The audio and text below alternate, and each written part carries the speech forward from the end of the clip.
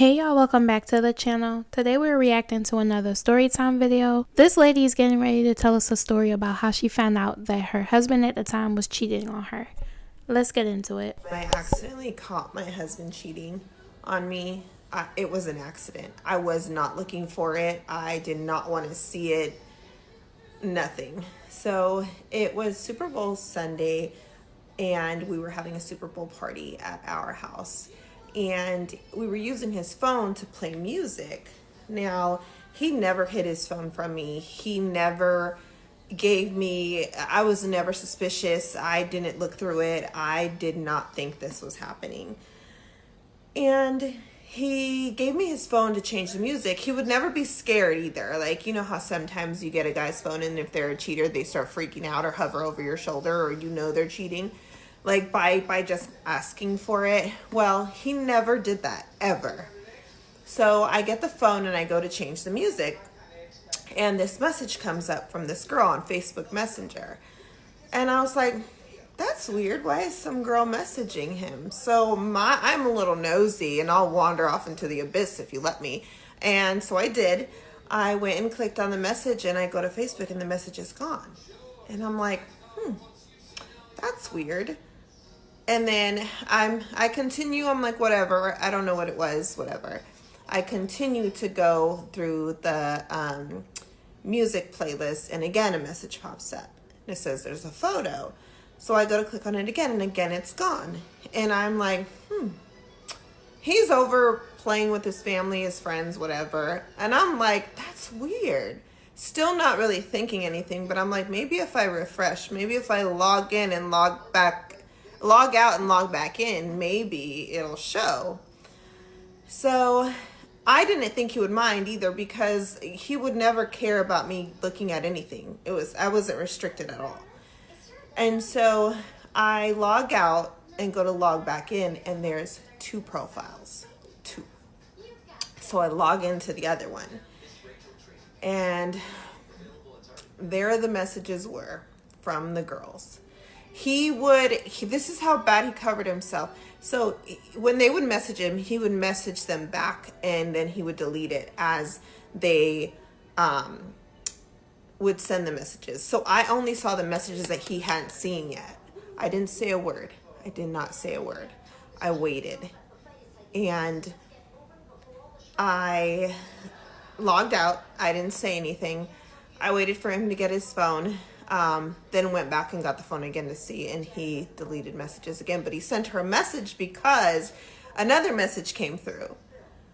And I got to the point to where I actually figured out the password. So then when he left the house one day, I logged in and I accidentally caught my... Alright, so to me, we're gonna move on to part 2. But to me, that was nothing but divine intervention, okay? Whatever is done in the dark always comes to the light. It doesn't matter how long they've been lying, how long he's been cheating. If it's meant for you, the wife, the girlfriend, whoever, to find out, you will, because that's just how the universe works. Let's get into her part 2. But what I did was I waited till he left the house. I logged in and he told me he was going to go drop something off with somebody. And I had his location also. So just because somebody gives you their location, their password, everything, does not mean a thing. And I'm going to tell you another story after this. But I had his location. I'm watching him. He said he's going to go drop something off. Tells me where he's going and everything. The message comes in from this girl. She says, just text me when you're outside. Then he messages her when he's outside. Mind you, I'm watching this happen. I'm watching it on Facebook Messenger. Because I'm logged in and he's also logged in. So I'm watching the messages come through, delete, but I'm reading them. And she's like, text me when you're outside. And he's like, hey, I'm here. She's like, okay, just come in. The messages stop for about 45 minutes. 45 minutes, I'm pacing around my house. I don't want to stop him because I want to know if you're going to do it. I don't want you to just not do it because I have a leash on you or I have you in a cage and I'm stopping you or because you were interrupted. I want you to not do it because you love me that much to not do it. So I let him. And For 45 minutes, he was in this girl's house. He leaves, texts her, that was the best I've ever had. And then he comes home and he's like, hey, baby. Mind you, I was in the closet on the floor grabbing my stomach crying. I got myself together and acted like nothing. He comes in the house. He's like, hey, baby, gives me a kiss on the cheek and acts like absolutely nothing happened. Wait, I had to stop her. You let him kiss you after he left that woman's house? Who knows what he was doing with his lips? The fact that she didn't follow him is, I'm on that part. But I get it, you got kids and you got to think about that, okay? But you didn't confront him then? You let him kiss you? Girl, okay. That was probably the hardest thing I've had to do, like as a woman, to watch and allow your man to be with another woman and you just do nothing about it. But I did make a plan to leave, and I did leave him. I divorced him. Right after that, I had to kind of get a plan together. If you know my situation, you know why. But I left him. I divorced him. But I just wanted to share this because just because you have all of these things and they do all of this, and I'm not saying this to make anybody paranoid because there are so many good men out there. I ran out of time. She got cut off, but she is right. I think I kind of understand where she was going with this about them sharing location. Yeah, sharing locations means absolutely nothing. If the man want to cheat, he's going to cheat. Like, they will find any way, any reason. It doesn't matter. They're going to cheat if they want to, and you can't stop it. And I'm glad she made a plan for herself. I think I kind of get what she was saying, especially because she wasn't ready yet. Financially, it seems like maybe she had to get herself together before, she made that decision. But yeah, I'm going to be honest. The one part I don't get is her allowing him to kiss her, any part of her when he came back home. Yeah, absolutely not. This to make anybody paranoid for no reason, or don't go being suspicious for no reason. Like, there are good people out there, and I have personally experienced some really good men who I didn't have any of those things, and I know they weren't cheating. It didn't work out for other reasons, but I know that cheating wasn't an issue. So please don't get suspicious. Please don't go and look, and please don't think badly just because somebody was so good at hiding these things. I'm not kidding. He was so good. I never asked for passwords. I never looked through his phone. I never asked for his location. These are all things he gave me up front to make me feel so secure that I would never have a suspicion. And I never did. It totally worked. Don't go do that to anybody either, because that's not nice. So guys, the confrontation was bad. When I finally decided to confront him, it had already happened multiple times and I couldn't take it anymore. I was crying hysterically. I made the mistake of confronting him when he was intoxicated. And he looked at me and he's like, why are you crying? And I was like, you guys, if you've ever been cheated on, you know what this feels like. I was like crouching over, crying, holding my stomach, just crying. And he was like, what's wrong? What's wrong? What's wrong? And I was like, why did you cheat on me? Or something like that. And I don't remember exactly what I said. And he's like, what are you talking about? What are you talking about? And he was trying to baby me, as if he really cared that I was upset. And I just got the phone and I said this. I showed him the messages on his phone. And I feel like in that moment, he realized that it was over. And he didn't say a word. He did not say a word. He grabbed me, and I don't want to get too graphic because trigger warning for anybody who's ever been through domestic violence. And he attacked me, full on attacked me. I had to then wait until he fell asleep and had one of my friends come over.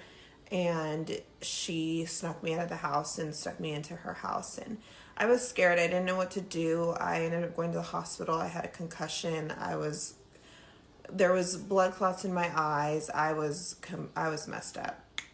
But I was so scared to leave because at the time I didn't have a car. I was scared people were going to find out. I was scared my kids were going to find out because they didn't know. And I was just terrified. So he had threatened things like if he couldn't get to me, he would get to like people that I love, like my friends, family.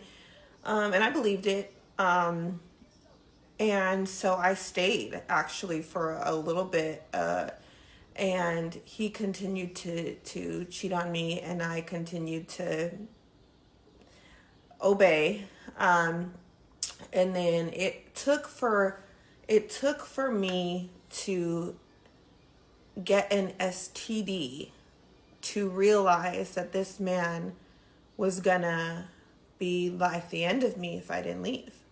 Like not even the physical, it was I went to the hospital to get a checkup because I wasn't feeling good. The doctor actually told me. Her video cut off. There is one last part after that, after this. But before we get into that, I'm so disgusted. I don't even know this woman, and I just feel so sick to my stomach for her because it's the fact that he tried to attack. Well, he didn't try. He attacked her for confronting him for being unfaithful. That is so pathetic and it's so sickening because you can literally leave. You don't have to stay here, sir. You can go. He didn't even have to cheat. He can willingly go be with the woman. Like, I wonder if people know they have free will. There was no need to put her in the hospital. I do hear people say a lot when you are in a DV situation, one of the most dangerous times is when you are trying to leave. And she stated before that she actually went back after the first attempt because he was threatening her and her friend. I'm glad she made it out. Wow, like for him to have given her a STD. Honestly, I don't know why I'm shocked about that. He was cheating. I don't know why I didn't think he was having unprotected sex. It's the fact that she went back to him because he was threatening her and he just went back to cheating. And they had given me an STD test and they had told me that I had all of the symptoms of the herpes virus. And I'm not embarrassed to talk about this at all. I know now that having an STD or contracting an STD doesn't mean that you are dirty. I got it from my husband, the one person who was supposed to keep me safe, who put me in that situation. So anyway, I had gone to the hospital. He had taken me to the hospital, by the way, and they told me that I left the hospital that day. And I was sick to my stomach, throwing up. My life was destroyed in that moment, and I didn't know what to do. It caused us to get into another physical altercation, and I did end up calling the police. I had to pretend like nothing was wrong. He took me to work, and the last thing I said to him was, "I love you." I gave him a kiss. I went to work. And he was surrounded outside of my job and arrested. I found out a few days after he was arrested that I did not, in fact, have herpes. I had caught chlamydia, which was curable with medication. So I was able to, clear myself. I'm good. I'm healthy. I'm fine now.